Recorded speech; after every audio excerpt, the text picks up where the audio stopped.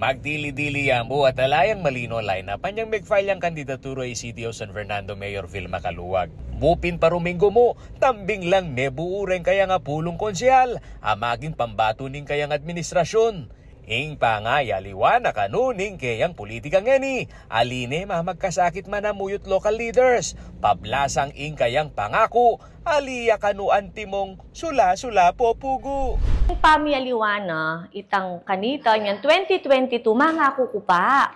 Siyempre, atin nang maghusga kaya katamo ni naman tutuwing sasabyan na yan. So, anyang pigtiwalan da katamo pa rin ding majority, anyaming niyambut tamo, at gewata mo nga itang pengako tamo, higit pa king pengako tamo.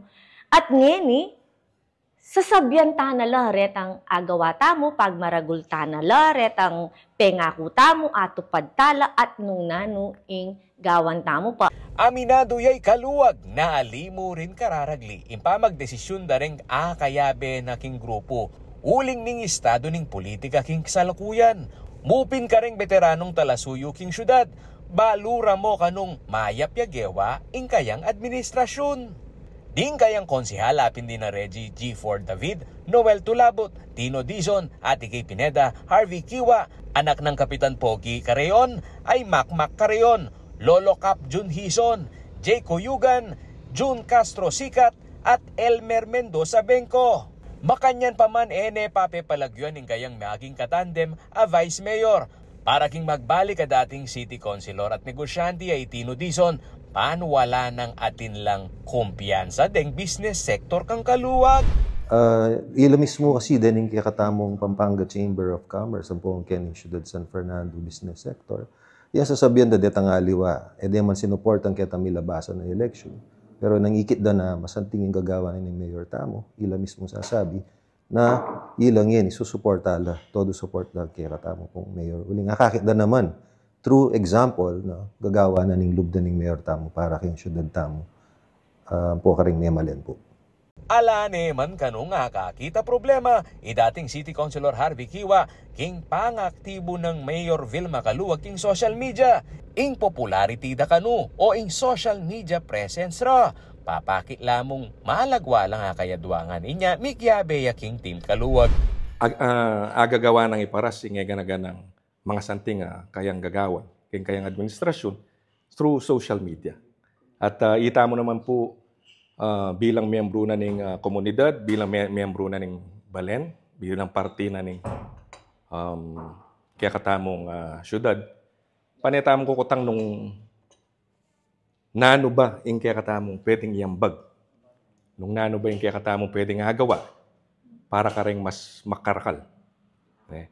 At ita mo bilang 3-termer city councilor, ay kita mo po yan na ating tampang pwedeng idake.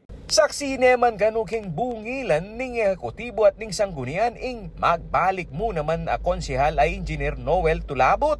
Nasa nakanu ing mi kamasanting ng pamiutos kilob na ning city government. Mang ibabo karela, king kanakong panantindi, sana magkamali ko, itang personal vested interest da ang po itang politika ra. Puta kasing may nyambut na ka, kailangan detang pingako mo ka rin tao to paran mo regardless ng anong political color da. Now, akakit ko, actually, Mayor Vilma naman makalunos. Deng tao syudad ilang makalunos.